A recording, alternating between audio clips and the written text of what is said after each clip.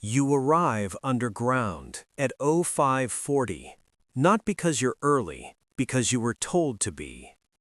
The entrance is not marked, a steel door behind a shuttered repair shop, no sign, no logo, just a keypad worn smooth at the edges. You're given a code that expires every 72 hours. You don't ask how often it changes. You learn not to ask anything that isn't required. Inside, the air is cooler by exactly 4 degrees. You notice it immediately. Not cold, controlled. Ventilation hums constantly, a low, steady mechanical breath. It never stops. You are 19. No record worth mentioning, no degree, no past that matters. That's why you're here. They don't take people with history. History complicates things. You were assigned a number before a name. The name fades quickly. The number stays. It's printed on your badge, stitched inside your jacket, logged in every system you will ever touch here. Level 0. Runner. You carry things. Envelopes first, thick, sealed, never labeled. Then small cases, then locked crates you're told not to open, even if dropped, even if leaking, even if burning. Your route is fixed, 480 meters of corridor, 12 turns, 2 checkpoints. You memorize it by the 3rd day. There are no windows. Time is measured by shifts, not sunlight. A shift is 9 hours, always 9, not 8, not 10. There are rules about everything. You walk on the right side of every hallway. You don't speak unless spoken to. You never make eye contact above your level. You knock once before entering any room, even if the door is open. You eat at 11:20, exactly 18 minutes. No phones, no conversations longer than necessary.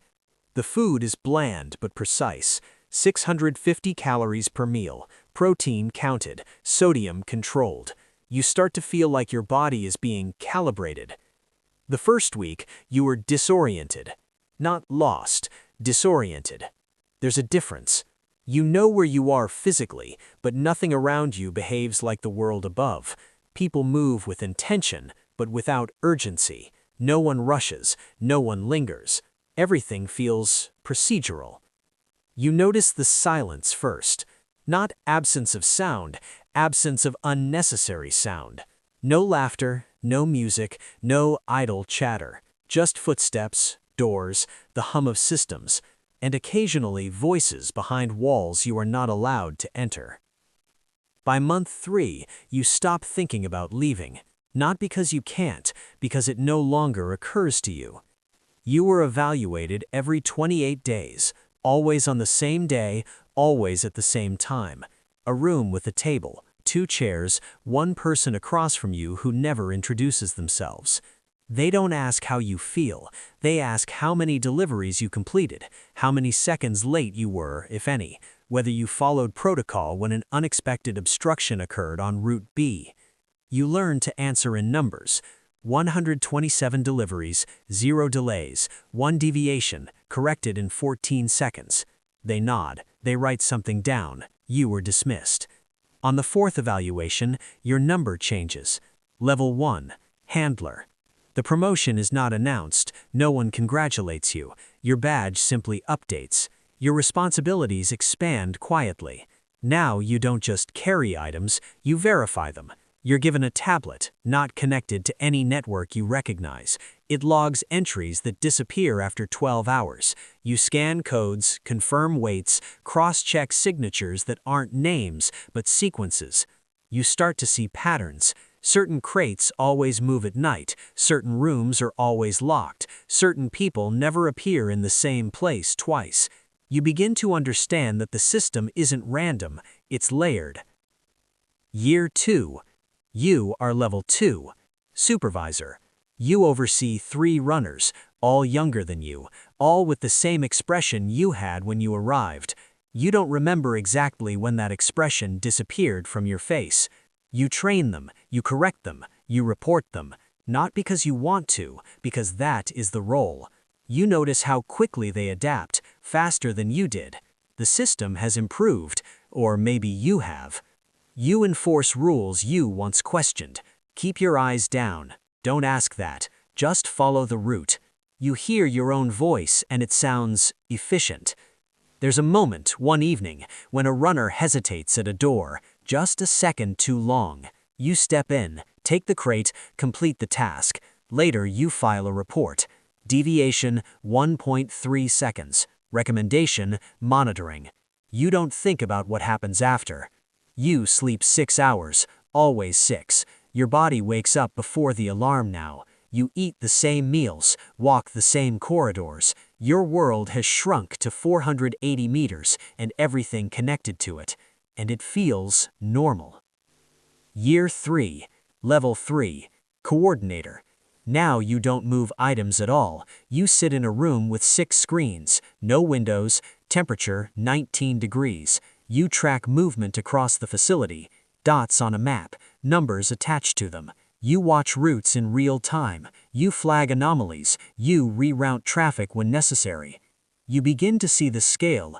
There are more corridors than you've walked, more levels below the ones you know, more people than you've met. The organization isn't a group, it's an ecosystem.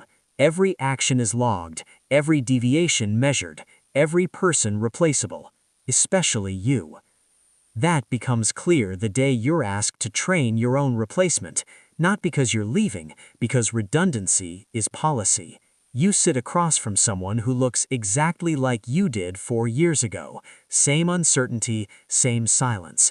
You teach them everything. You don't tell them why. The money increases. At level 0, you were paid weekly, cash. By level 3, it's monthly, digital, routed through accounts that don't carry your name.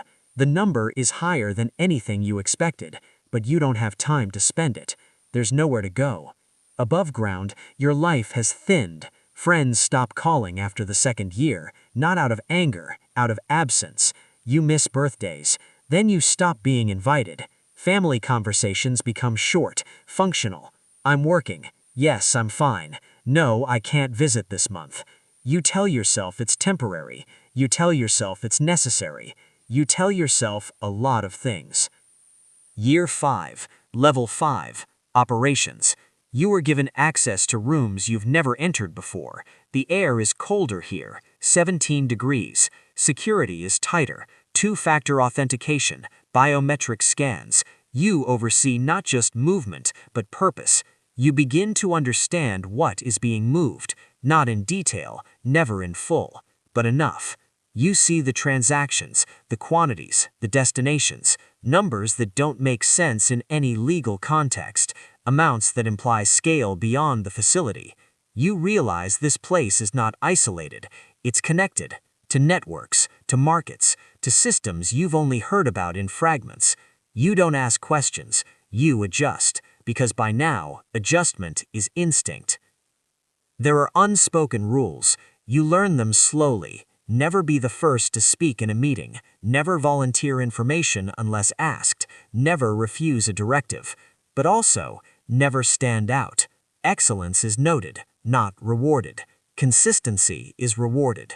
You aim for consistency. You become consistent, predictable, reliable, invisible in the way the system prefers. Year 7, Level 7, Management. You have a team now, 12 people. You don't know all their names. You know their numbers, their performance metrics, their deviation rates. You review reports, approve decisions, sign off on actions that ripple through levels below you. You begin to see consequences. A delayed shipment leads to a reassignment. A reassignment leads to a disappearance. Not sudden, not dramatic, gradual. A number stops appearing on your screen. No explanation, no discussion, just absence. You learn not to follow those treads. The personal cost becomes harder to ignore. You go home less often. When you do, it feels unfamiliar. Too much light, too much noise. Conversations feel inefficient.